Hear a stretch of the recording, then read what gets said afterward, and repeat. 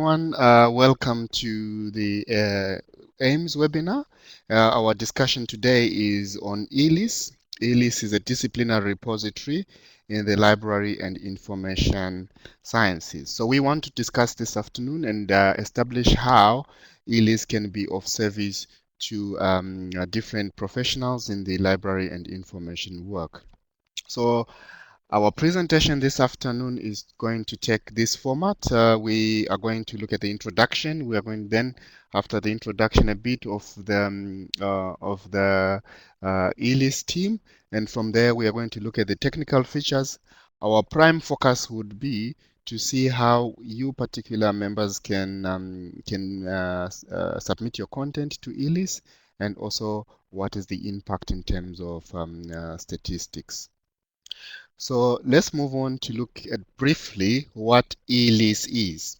As I have briefly mentioned in the beginning of in the introduction of this webinar, E-LIS is an international digital repository for library and information science, and it was started in 2003, and it has grown to include a team of volunteer editors and support staff in languages more than 22.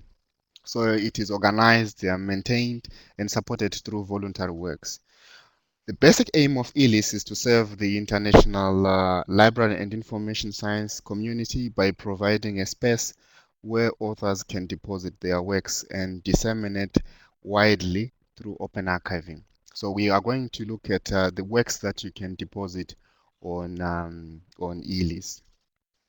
According to the ranking of Web of Repositories, which is a service that is available that looks at all repositories around the globe and ranks them according to their availability and different metrics that they use, they have ranked E-LIS as number 22, which shows that the E-LIS repository is highly regarded amongst most of the repositories that are available in the world currently. As you know very well, that there are also other services that use to expose E-LIS. E-LIS is also registered with Open Door. You can find it also on Open Door. Now we move on to look at the E-LIS team. As I have said, that the E-LIS is really a model of a repository that is thematic, that is disciplinary, that is arranged through voluntary work. So there are three boards: the editorial board, the administrative board, and the executive boards. So these boards are constituted in a way to manage the E-LIS. We have the executive board is really a board that is coordinating the policy work of E-LIS in terms of the executive support. Operationally, in each and every country, we have country and in some cases regional editors who are responsible for approving and quality controlling content that is submitted from the respective lands. This is very important, especially in lands where English is not a language. For instance, in Arabic, the local editors are able to evaluate whether the content that is there is actually a content in the library and information science. As I've stated before, that it is available in a number of languages. And also to have local editors is a way that is very easy to promote E-LIS amongst locals. So as we have said, that it is also a voluntary deposit of articles. Who are the E-LIS partners? The E-LIS currently has 4 partners, as you see on the slide displayed there. The first slide is the Agricultural Information Management Standard from the Food and Agricultural Organization, which provides a bit of guidance and also support in terms of metadata and standards to make E-LIS run as it is. E-LIS also is supported by INRA. We've got a partner there that is INRA that support E-LIS, and E-LIS also is hosted by the University of London. University of London is responsible for the technical support. So this is the technical partners for E-LIS.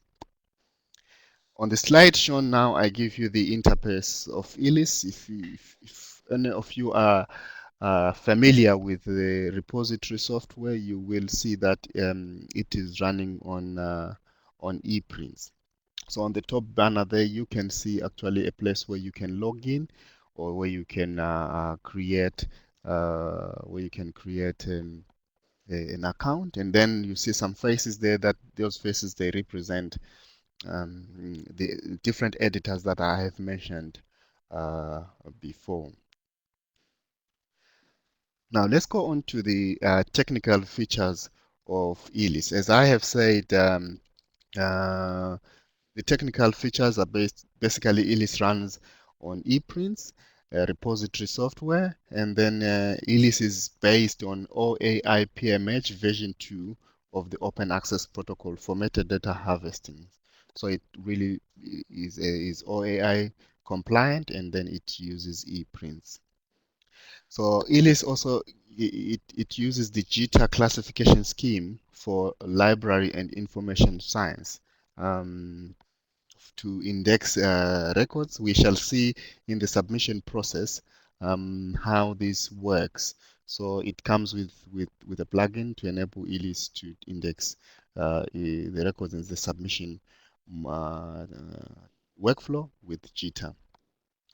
Also, as you have seen in the previous interface of E-LIS, you will see that you are able to see the latest edition of the repository, which is one of the interesting developments that we have from the ePrint software. You can see what latest editions have been added to the repository. Also, in some cases, we have content that is under embargo, which means it's content that is not yet been approved for public view, maybe for a selected view, or licensing hasn't been granted for public view. This content can also be submitted on E-LIS and be made withdrawn from publicly available upon such a time when it is. Also, we have a thumbnail function that allows you to see the image or the front cover of the PDF. And when you hover a mouse pointer over it, you are able to also to display a snippet view of the submission, and also you can actually click and download. One of the interesting thing about ePrints is also that it provides a list of references at the below the abstract and the description of the records. So what it means is that you can actually see the references without actually opening your particular full text. And this is very important, as you have seen that in my slide there, I put seek, which really shows that you can click from that particular article, as we are going to see in the slides that follow. This is the example of the things that I was talking about. For instance, on this particular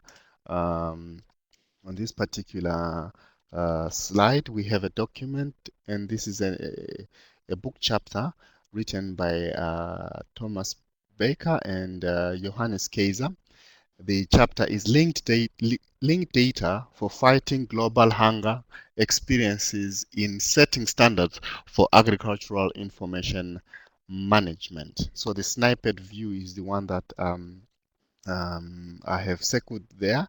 So you can see there are two options there. You can actually download, or you can actually preview. It's possible to provide alternative locations of a particular submission. For instance, if it's available in your institutional repository and you also want it to deposit on E-LIS, you can actually give us the alternative locations. And then you see, we mentioned that E-LIS comes with a JITA classification scheme in library and information science. My second red there on the presentation shows the subjects that are coming from the JITA classification scheme. And in this way, you can actually tag your subjects, getting them also from JITA, but it also allows for free text tagging of subjects. References, you see the reference list I've mentioned before. If you see below the reference, each and every reference, you see a button that is written seek. That particular button is a very interesting button which serves as a C also referenced in the older way of information science. What it means is you click on that particular seek, E-LIS ePrints will allow you to go directly to Google Scholar and to search for that particular record. I mentioned before that ePrints, E-LIS allows different content submissions. The following content types are accepted. These include books, book chapter, preprints, journal articles, conference proceedings, papers, and posters. And also you can upload presentations, you can upload working papers, and bibliography and data sets. So a lot of variety types of content types can be submitted. As we are going to see also in the slide that I'm going to present followingly, you are going to see also where you can actually indicate in the submission process which particular content type you have. So how do you submit content to E-LIS? So users wishing to submit content for E-LIS must be registered. I have shown you before in the previous slide on how to create an account and then how to log in. So once you click the button for creating an account on the E-LIS homepage, it allows you to register yourself. So a registration form is going to be given to you. Once we receive your registration form, we are able to confirm it by an email, and then you get your response to your account. So once we have an account, you are able to log in. So you can log in only when you have received or your account has been approved. Then when you do so, you have your content type or your documents to submit to E-LIS or your data sets. You can do so and in the workflow. So what happens then when you submit your record? Sometimes most of our users submit a record and expect it to see it the next few minutes after submission. But what happens, like we have mentioned, that E-LIS operates in terms of country editors or country metadata editors. So when you submit your document and through the submission process, it gets to your country editor who looks and verifies the document. Usually they are checking whether all the metadata is available, and also they are verifying the content that you are adding. This is not a peer review process, but it is a process to check whether all fields have been entered, and also to provide us also with language variations in case there are language issues. So once the editor approves, and your submission is approved into the archive. There are other issues that are very important for us in the submission process. We are going to debate and discuss some of them later on during this presentation. But before we go there, let's just take a few minutes to look at the screenshots of E-LIS. Here you see on the screenshot, I have logged in, I have created my account, and I have logged in. So when you log in and you click submission, you are able to see this particular screen. So when you are on that particular screen, the submission process in ePrints or E-LIS, because E-LIS uses ePrints. It's a four-step process. The first step is you have to determine the type of content that you want to submit. Is it a thesis, a book, or a book chapter? You have to enter in metadata on the details that you have. Then you upload your content, and then you deposit. So this is exactly what is expected from your site the moment you get an account with E-LIS. So let's assume you have clicked, like in the previous example. You would see, if you allow me to go back to the side, this particular user at this particular point chose the conference paper. So they want to update a conference paper from E-LIS. So they'll log in and click conference paper. So here is a published paper that they have. So on the under status, you have to determine what is the status of this. So sometimes some works are unpublished, some have been submitted, some are in press, so you have to state, and then also you have to state whether the work is we will not, with the time limitations that we have, go through the whole particular individual steps in submission, but we are going to look at the various specific ones for the purposes of this presentation. One of the interesting things that we found very useful also on E-LIS is that when you click, for instance, you see the our prototype user here, they have chosen to put an author there. So the moment you type in author and you type in the name of the author, if the author had previously deposited, so E-LIS is able to recall and to bring in authors. So this is one of the very interesting parts. So you start with the family name and then the given name of the persons.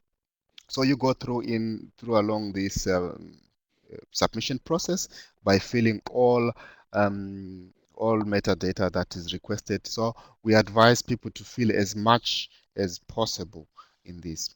So you will find that there are certain core fields that you would not be able to jump this stage if you haven't filled it. For instance, if you are talking about a journal article, if you don't fill in for instance, the title of the journal where the article appears from, the submission process will not allow you to go to the next stage. So it is better to be as thorough as possible in completing this step. When you're done, you move on to the last stage. The second last stage is you choose your file. So you click there on your file, and usually when you click on there, it will ask you also to specify the type of the file. Now, we have stated before that E-LIS has a submission policy. In other words, it means there is a policy that guides submission. How can you submit to us, and what are the issues that you should have in mind. So the purpose of the E-LIS digital repository, it is to make the full text list documents available, harvestable, searchable, and usable by users. So we try by all means to, where possible, to have full text of these documents. You can read the full policy on the links that is given there. But here, let's just focus on a few excerpts of the submission.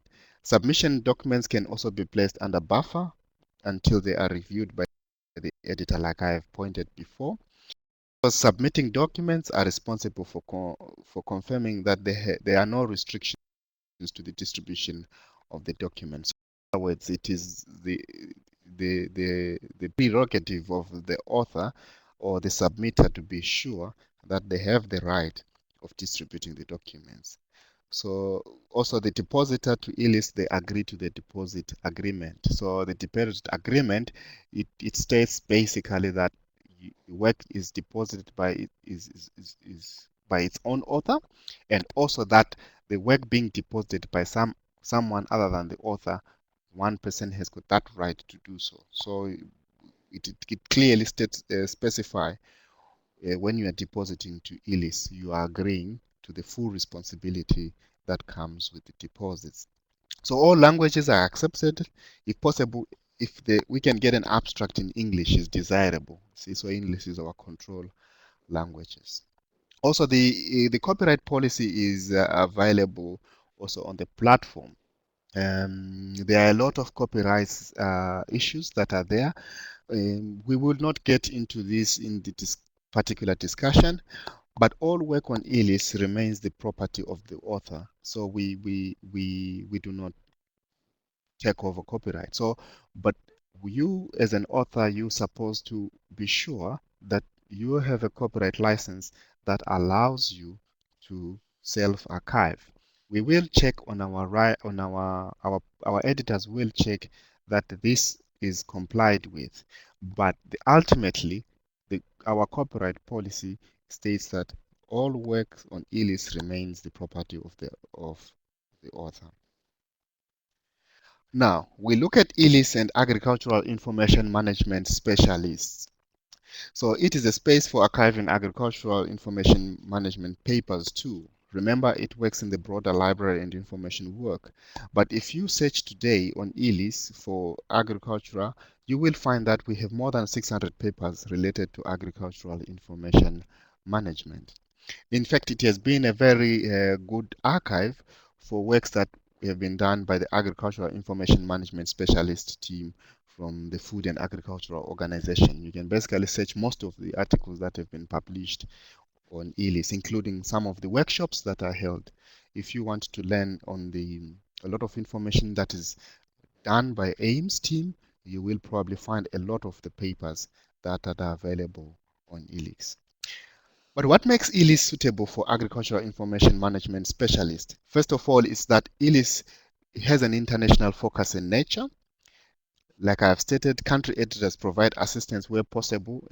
We have currently country editors who are promoting the E-LIS at country level. So they are there to provide you with assistance as and when you need them. If you go to our website on E-LIS, you will see each and every country editors that are there. We accept all languages. Currently, more than 22 languages are represented. So because we have editors in your own country, so you can submit works um, in the languages that you prefer. So it applies current information management standards and metadata and encourages visibility. So we preach what we practice from the agricultural information management specialist side. So you will find, for instance, we gave you an example that E-LIS uses the JITA classification scheme. So it comes with a classification scheme also to use controlled vocabularies in library and information science. E-LIS is a voluntary model of participation, and it ensures services of dedicated and that are also of interest to the community. So it is not commercially driven. E-LIS is purely works on voluntary basis. And it also assures greater visibility. On the assurance of the greater visibility for E-LIS, we will see in a couple of slides that follow what we mean. But one of the key aspects is that if E-LIS receives a lot of hits from Google Scholar, and also you have seen that in the previous slides that I have shown you on the references. Our references that are on E-LIS comes with the ePrint software. We are able to hop from your paper to the available references if they are available on Google Scholar. And this assures a higher rate of availability of and visibility of papers deposited. Now, a bit of some statistics. These are just few statistics that we have downloaded, but statistics are available upon request. So if you request for statistics for us, we will be able to give you in-depth statistics. But for now, for instance, if you check from November, you would see we just did a November, December, January, in the last 3 months. You would find that our peak was 300 downloads that we had. 300,000 visits. I'm sorry, 300,000 visits that we have, and we are averaging on 200,000 visits, which is a very impressive number from a repository of E-LIS caliber. Unfortunately, this slide of mine might not be visible for you to see, but it shows the number of visits where they come from. We have had a lot of visits from E-LIS with, as we have seen, that 300,000 before, and also the number of countries that visiting E-LIS. As I said in the beginning of this last part of my presentation, that you can actually request from us. We would be able to provide statistics for E-LIS. You can do further reading and get presentations of E-LIS. E-LIS is a use case that also is available on the CIARD net. CIARD representing the movement in agricultural research in open access. it's a movement. You can go to their website and find out more from that. So there is a case study on E-LIS that was done, and also you can see a presentation that we have on SlideShare on E-LIS. And very soon we are going to have, I'm sure, a lot of presentations that are coming from E-LIS, including this webinar recording. So a lot of exciting features are coming on the way. We are expecting also to see an ontology plugin into the ePrints software, and I'm sure this will be incorporated in E-LIS. Those of you that are going to Open Repository 2014, you will hear more of this. There are a lot of developments from country level. Our editors are able to provide you more information. If you get in touch with us, we will be able to give you so. I would like to thank you all for your attention. And this is time for questions. And also, I have put also my email and also the AIMS email in case you have